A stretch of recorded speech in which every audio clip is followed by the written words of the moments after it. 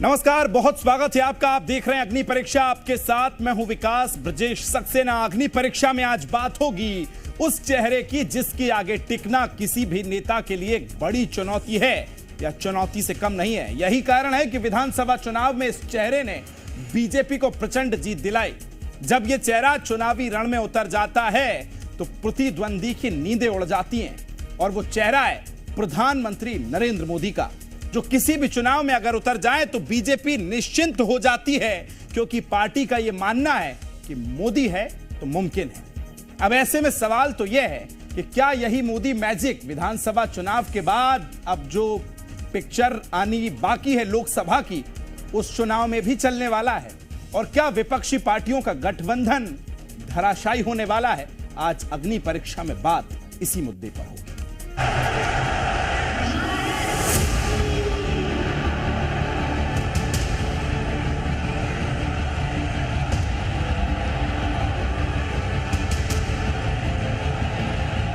आज हर गरीब कह रहा है वो खुद जीता है।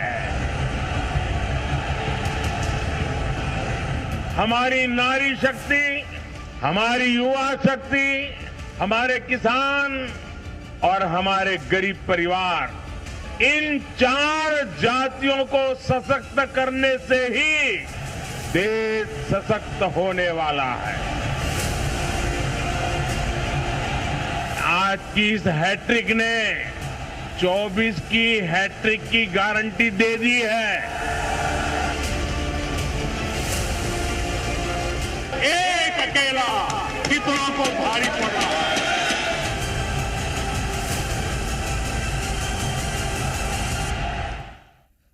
तो मध्य प्रदेश और छत्तीसगढ़ में आए नतीजों के बाद जिस चेहरे ने पूरा गेम चेंज कर दिया है, आज बात होगी उसी चेहरे की, क्योंकि मध्य प्रदेश, राजस्थान और छत्तीसगढ़ में बीजेपी की जीत ने हैट्रिक कर एक बार फिर यह साबित किया है कि देश में मोदी मैजिक किस कदर अभी भी हावी है। इस जीत से अब 2024 में लोकसभा चुनावों में भी बीजेपी की लगातार तीसरी जीत की हैट्रिक का अनुमान लगाया जा रहा है, जबकि कांग्रेस की हार से इंडिया अलायंस की ताकत घटती नजर आ रही है। आपको एक छोटी सी रिपोर्ट दिखाएंगे और रिपोर्ट के बाद लौटेंगे तो पूरे तमाम वो फैक्ट्स, क्या कारण रहे मध्य प्रदेश छत्तीसगढ़ में जीत के।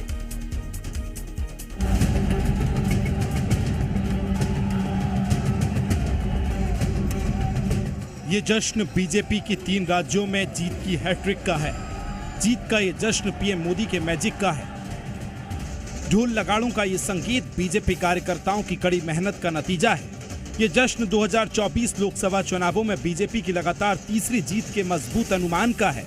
3 राज्यों में हैट्रिक जीत पर बीजेपी कार्यकर्ताओं का ये जोश कांग्रेस को मिली करारी हार से इंडिया अलायंस के कमजोर होने का भी है। कहते हैं कि राजनीति में कब क्या हो जाए कहा नहीं जा सकता। मतदाता किसे सत्ता का सिंहासन सौंप दें और कुर्सी से उतार दें, इसका सटीक अनुमान नहीं लगाया जा सकता। मध्य प्रदेश और छत्तीसगढ़ के चुनावी नतीजे इस बात को एक बार फिर साबित कर रहे हैं। तमाम आंकड़ों, रुझानों और एग्जिट पोल के अनुमानों से अलग जब नतीजे सामने आए तो सबको चौंकाने वाले थे। दावे और वादों के बीच जनता ने 3 राज्यों का सिंहासन बीजेपी को सौंप दिया और जीत की इस हैट्रिक ने साबित कर दिया है कि मोदी है तो मुमकिन है। वो इसलिए क्योंकि तीनों राज्यों में बीजेपी ने सिर्फ और सिर्फ पीएम मोदी के चेहरे पर ही चुनाव लड़ा। इन 3 राज्यों में बीजेपी की तरफ से कोई सीएम पद का चेहरा नहीं था। बावजूद इसके जनता ने अपने मन में बसाए मोदी को ही चुना और तीनों राज्यों में बीजेपी ने जीत की हैट्रिक लगा दी। बीजेपी की इस जीत की हैट्रिक ने साबित कर दिया है कि विपक्ष के लिए आने वाला समय और मुश्किल होने वाला है। वो इसलिए क्योंकि अगले साल 2024 में लोकसभा चुनाव होना है, यानी देश की सत्ता का सिंहासन किसका होगा ये फैसला होना है। पिछले 2 बार से मोदी के मैजिक ने जीत का परचम लहराया और बीजेपी वो कर पाई जो दशकों से नहीं हो पाया था। इसी मोदी मैजिक को चुनौती देने के लिए विपक्ष एकजुट हो गया, इंडिया गठबंधन बनाया। विपक्ष के तमाम दल एक साथ हुए। यूं कहें कि सभी मोदी विरोधी एक साथ होकर बीजेपी को केंद्र की सत्ता से उखाड़ फेंकने के लिए एकजुट हो गए और उम्मीद की जाने लगी कि इस बार केंद्र से बीजेपी की विदाई तय होगी। लेकिन इस विधानसभा चुनाव के नतीजों में बीजेपी की जीत की हैट्रिक ने लोकसभा चुनाव में भी बीजेपी की जीत की हैट्रिक के अनुमान के प्रतिशत को और बढ़ा दिया है। इस जीत से बीजेपी की न सिर्फ ताकत बढ़ी बल्कि जीत की गारंटी बने पीएम मोदी की ताकत का एहसास भी विपक्ष को एक बार फिर हो गया। विपक्ष में सबसे बड़ी पार्टी के तौर पर कांग्रेस ही थी और उम्मीद जताई जा रही थी कि कांग्रेस को विधानसभा चुनावों में बड़ी जीत मिलेगी तो विपक्ष में न सिर्फ उसका कद बढ़ेगा बल्कि कांग्रेस के खेमे से पीएम पद की दावेदारी भी मजबूत होगी। लेकिन जो हुआ उससे न सिर्फ कांग्रेस बल्कि इंडिया अलायंस की ताकत को भी बड़ा झटका लगा। कांग्रेस कमजोर हुई तो विपक्ष पर भी इसका असर पड़ता दिखाई दे रहा है। अब सवाल विपक्ष की एकता और उसकी मजबूती पर उठ रहा है। सवाल विपक्ष की अगुवाई करने वाली पार्टी पर उठे, साथ ही सवाल विपक्ष के उन दावों पर भी उठ रहे हैं जो बीजेपी को केंद्र से विदा करने के लिए किए गए थे। दिसंबर की इस ठंड ने राजनीति की उस गर्मी का एहसास करा दिया जिसमें गम और खुशी, हार और जीत, जश्न और मायूसी दिखी। विपक्ष के तमाम दावे फेल हो गए। चुनाव में न प्रियंका के बयानों के तीर निशाने पर लगे और न ही राहुल के भावुक बयानों का काम चला। कांग्रेस के वादों को जनता ने सिरे से नकार कर मोदी की गारंटी पर ऐसी मुहर लगाई कि विपक्ष चारों खाने चित हो गया। ब्यूरो रिपोर्ट, जी मीडिया।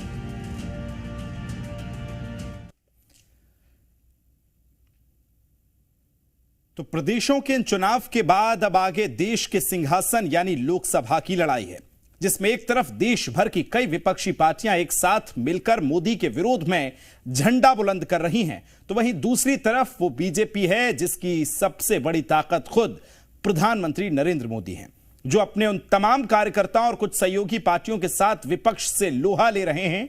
लेकिन मोदी फैक्टर अपने आप में एक ऐसा फैक्टर है जिसमें विश्वास है, गारंटी है, इसमें मैजिक है, और ये विश्वास, ये गारंटी और ये मैजिक उस जीत का है जो 3 राज्यों के विधानसभा चुनाव के नतीजों में दिखा है। और यही अब 2024 के दंगल में भी देखने का मजबूत अनुमान लगाया जा रहा है, क्योंकि सियासी पंडित तो यही कह रहे हैं, जिसने इंडिया अलायंस की ताकत और उसके दावों को भी बड़ा झटका दे दिया है। आइए अब आपको सिलसिलेवार ढंग से किस तरह से तीनों राज्यों के आंकड़े आए हैं वो भी आपको दिखाते हैं। सबसे पहले आंकड़े मध्य प्रदेश से शुरू करते हैं। मध्य प्रदेश की 230 विधानसभा सीटों में बीजेपी को 163 सीटों पर जीत मिली। 2018 में बीजेपी को सिर्फ 109 सीटें मिली थी, मतलब बीजेपी को 55 सीटों का यहां फायदा हुआ। इसी तरह वोट प्रतिशत की बात की जाए तो मध्य प्रदेश में बीजेपी का वोट प्रतिशत 2018 में 41% था, जो अब बढ़कर करीब 49% हो गया है, मतलब इसमें 8% का इजाफा हुआ है। छत्तीसगढ़ की बात कर लेते हैं। छत्तीसगढ़ में 90 विधानसभा सीटों में से बीजेपी को 54 सीटों पर जीत मिली, जबकि 2018 में बीजेपी को सिर्फ 15 सीटें मिली थी और बीजेपी सत्ता से बाहर हो गई थी। तब बीजेपी को सिर्फ 33% वोट मिले थे, लेकिन इस बार इनमें 13% का इजाफा हुआ और यह बढ़कर 46% पर पहुंच गया है। 2024 के महासंग्राम से ठीक पहले बीजेपी को उम्मीद से भी ज्यादा बड़ी जीत इन तीनों प्रदेश में मिली है। क्रिकेट की भाषा में अगर कहें तो पीएम मोदी ने क्लास और प्लेइंग टू द गैलरी यानी कि ताबड़तोड़ बैटिंग की है। जाहिर है कि उनकी चुनावी स्ट्राइक रेट सियासत की रिकॉर्ड बुक का भी हिस्सा बनती जा रही है। इसे भी देखिए, प्रधानमंत्री मोदी ने मध्य प्रदेश के 81 विधानसभा क्षेत्रों में कैंपेन किया और नतीजे सभी के सामने आए। विधानसभा क्षेत्रों में बीजेपी को बढ़त हासिल हुई, यानी मध्य प्रदेश की जीत में तब्दील मोदी के अभियानियों की स्ट्राइक रेट जो है वो 72.83% रही है। हम आपको यह भी बता देते हैं कि आंकड़े शुरुआती अनुमान के हैं। अब छत्तीसगढ़ का आंकड़ा क्या रहा वो भी आपको दिखाते हैं। छत्तीसगढ़ में प्रधानमंत्री ने 30 विधानसभा क्षेत्रों में चुनावी कैंपेन किया, जिसमें 23 विधानसभा क्षेत्रों में बीजेपी को जीत हासिल हुई। इस लिहाज से छत्तीसगढ़ में पीएम के अभियान से मिली जीत की स्ट्राइक रेट 76.67% रही। अब सवाल यह है कि मोदी की गारंटी, मोदी मैजिक या मोदी मास्टर स्ट्रोक, ये सब कैसे बीजेपी की जीत की बुनियाद और विरोधियों की हार का सबब बन जाते हैं, यह भी देखना है। तो इसका जवाब है विरोधी जिसमें अपने लिए एक फॉर्मूला देखते हैं, मोदी उसका तोड़ ढूंढ निकालते हैं। अब जैसे इन चुनावी अभियानों के दौरान कांग्रेस सांसद राहुल गांधी ने जातीय जनगणना के मसले को जोर शोर से उठाया था। कांग्रेस को इसमें 2024 तक की जीत का रास्ता नजर आ रहा था, लेकिन मोदी ने 4 ऐसी जातियों के लिए समावेशी विकास का फॉर्मूला तैयार किया कि जातीय जनगणना का समीकरण पलट गया। यह मुद्दा जैसे खत्म हो गया। पहले सुनिए राहुल के मुख से जात की बात और फिर सुनिए पीएम से जाति फैक्टर की काट। 2024 के सियासी सेमीफाइनल में अब तक के चुनावी मैच टीम मोदी 3-1 से आगे हैं, जबकि एग्जिट पोल 4 राज्यों में बीजेपी और कांग्रेस के बीच सियासी घमासान को टाई दिखा रहे थे। लेकिन बीजेपी की स्ट्रैटेजी ने उसे विधानसभा की सियासी सीरीज का विजेता बना दिया है और सारी आलोचनाएं, सारे सियासी गणित, सारे ऑब्जर्वेशन एक तरफ रख दिए हैं और ब्रांड मोदी की चमक एक तरफ हो गई है। विपक्ष की सारी रणनीति ब्रांड मोदी के आगे फेल नजर आ रही है। आखिर ये सब कैसे हुआ? ब्रांड मोदी की सफलता का राज क्या है? और इसमें सबसे बड़ी वजह है मोदी सरकार की जनहितैषी योजनाएं। योजनाएं तो जनता तक पहुंची और उन्होंने जनता की मुश्किलों को कम किया। इसमें कुछ अहम योजनाएं ऐसी हैं जिन्होंने गेम को बदला है, वो भी आपको बताते हैं। प्रधानमंत्री गरीब कल्याण योजना, इस योजना के तहत कोरोना काल से लेकर आज तक सरकार देश की 80 करोड़ जनता को घर के लिए राशन दे रही है। दूसरे नंबर पे आती है उज्ज्वला योजना। इस योजना में सरकार मुफ्त सिलेंडर और चूल्हा देती है और उसके बाद हर सिलेंडर पर सब्सिडी भी दे रही है। आयुष्मान भारत योजना, तीसरी बड़ी अहम फैक्टर वाली योजना, जो इस स्कीम के तहत आने वाले जरूरतमंदों को 5 लाख रुपए तक मुफ्त इलाज की सुविधा प्रोवाइड कराती है। पीएम आवास योजना, इसमें 3 लाख रुपए सालाना से कम कमाने वाले परिवार को घर बनाने के लिए 2.5 लाख रुपए की आर्थिक मदद भी करती है। इसे जनता ने खूब सराहा है। मातृवंदना योजना, इसके तहत मजदूरी करने वाली गर्भवती महिलाओं को नुकसान की भरपाई के लिए 6,000 रुपए तक मुआवजा दिया जाता है। अब आती है किसान सम्मान निधि योजना। गरीब और छोटे किसानों को आर्थिक सहायता के लिए हर साल 6,000 रुपए दिए जाते हैं, जो 3 किश्तों में उनके खाते तक सीधे पहुंचते हैं। किस तरह से ये तमाम योजनाएं वो हैं जिन्होंने पूरा गेम बदला है और जो परिणाम आए वो आपके सामने रहे। और अब आपको यह भी बताते हैं कि आखिर मध्य प्रदेश, छत्तीसगढ़ चुनाव में बीजेपी ने किसी स्थानीय नेता पर भरोसा नहीं जताया था और पीएम मोदी का चेहरा ही आगे क्यों किया था? इसके पीछे बड़ी वजह क्या हो सकती है? प्रधानमंत्री की स्ट्रेटेजी क्या थी? वो भी अब आपको बताते हैं। प्रधानमंत्री का स्ट्राइक रेट, प्रधानमंत्री अभी तक जितने भी राज्यों में प्रचार के लिए गए हैं वहां औसतन 61% वोट उनके चेहरे पर पड़ा है। बीजेपी को मिला लिया जाए तो अब आपको यह भी बताते हैं कि राज्यों में क्या प्रधानमंत्री का स्ट्राइक रेट चल रहा है।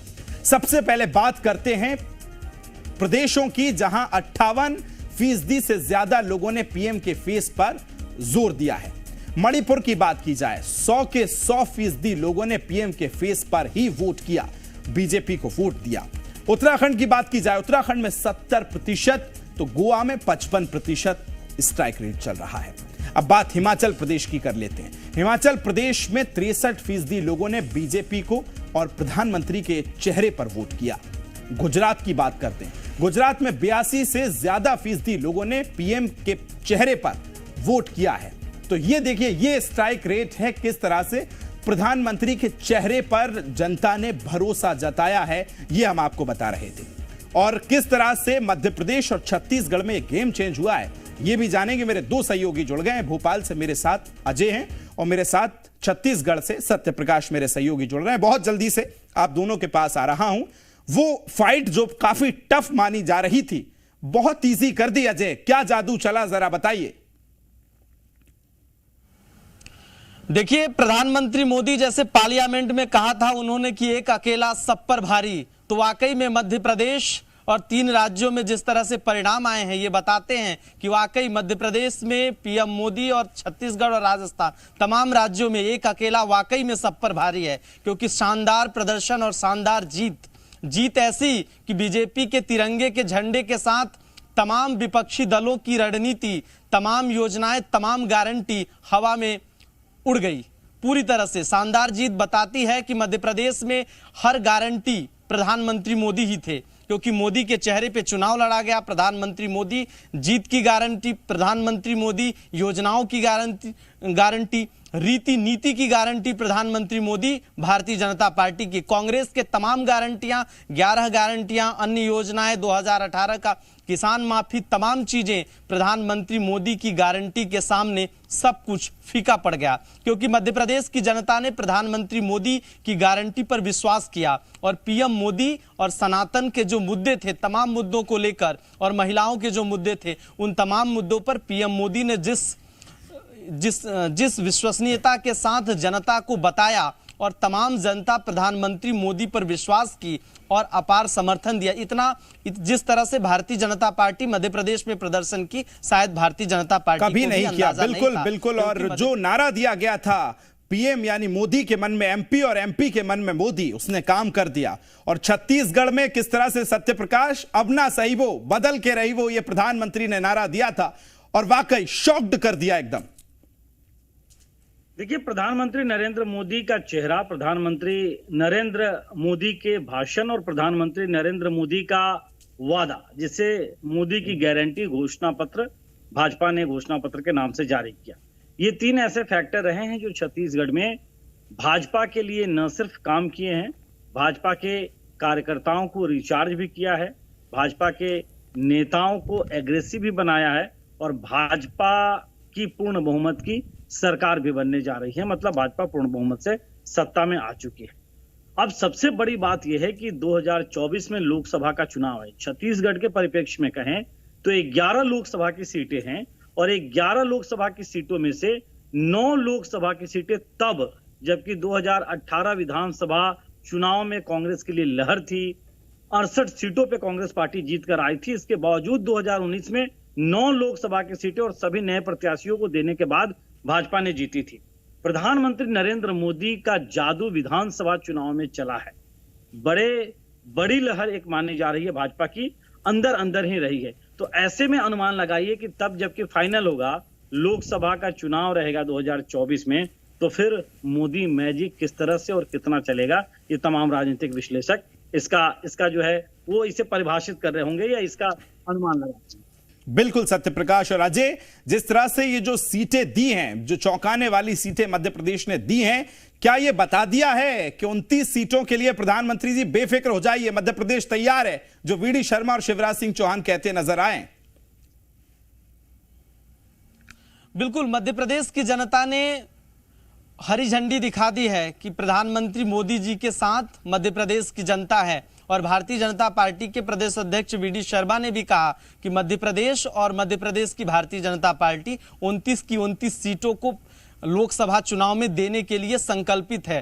क्योंकि प्रधानमंत्री मोदी की जिस तरह से गारंटी और प्रधानमंत्री मोदी के चेहरे पर जिस तरह से मध्य प्रदेश की जनता लगातार वोट की और विधानसभा में प्रूफ कर दिया कि जिस तरह से 18 सालों का एंटी इनकम्बेंसी कहा जा रहा था, लेकिन पीएम मोदी ने जिस तरह से मध्य प्रदेश में ताबड़तोड़ रैलियां की, आरएसएस ने भी अंदर खाने में अंदर अलग अलग जगहों पर 1 लाख से ज्यादा ये बताया जा रहा है अभी तक की छोटी छोटी बैठकें की। तो ये तमाम तरह की जो भारतीय जनता पार्टी के जो अलग अलग बैठकें की, उसके साथ साथ आरएसएस और उसके साथ मध्य प्रदेश की कुछ जन कल्याणकारी योजनाएं और केंद्र की योजनाएं, और पीएम सबसे बड़ा जो फैक्टर था प्रधानमंत्री मोदी का चेहरा। क्योंकि मोदी के चेहरे पर मोदी ने साफ तौर पर कह दिया कि हर चीज की गारंटी मोदी ही है, क्योंकि मोदी गारंटी भी थे, रीति नीति भी थे भारतीय जनता पार्टी के। तो साफ तौर पर पीएम मोदी जिस तरह से सत्ता का सेमीफाइनल 2023 में प्रधानमंत्री मोदी को जिस तरह से बीजेपी में मध्य प्रदेश और अलग अलग राज्यों में जिस तरह से जीत मिली है, ये बताता है कि मध्य प्रदेश में जब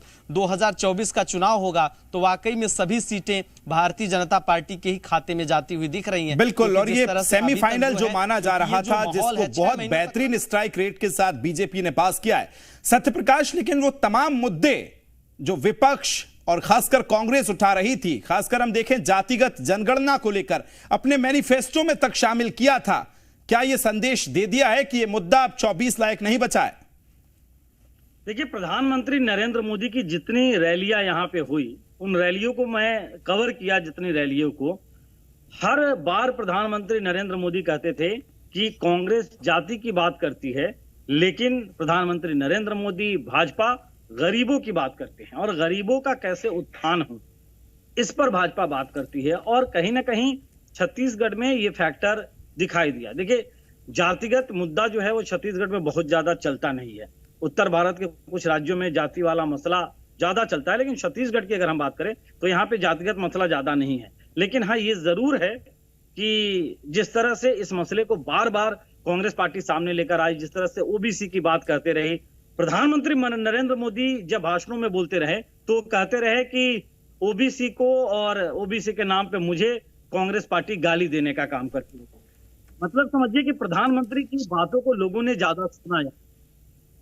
बिल्कुल सत्य प्रकाश, तो ये संदेश दिया और प्रधानमंत्री ने यह भी बताया कि ये जो मुद्दे थे वो 24 के लिहाज से अभी तो खत्म कर दिए गए फिलहाल। सत्य प्रकाश, आपका आज दोनों का बहुत शुक्रिया मेरे साथ जुड़ने के लिए। तो अग्नि परीक्षा में आज हमने बताया मध्य प्रदेश, छत्तीसगढ़ और राजस्थान में किस तरह से कमबैक बीजेपी ने किया है। और छत्तीसगढ़ तो एकदम शॉकिंग था क्योंकि एग्जिट पोल भी वैसे नहीं थे जैसे चौंकाने वाले आंकड़े सामने आए। लेकिन अब देखना होगा कि 23 के सहारे 24 को बीजेपी कैसे फतेह करेगी और वही प्रधानमंत्री का चेहरा कितना कारगर साबित होगा।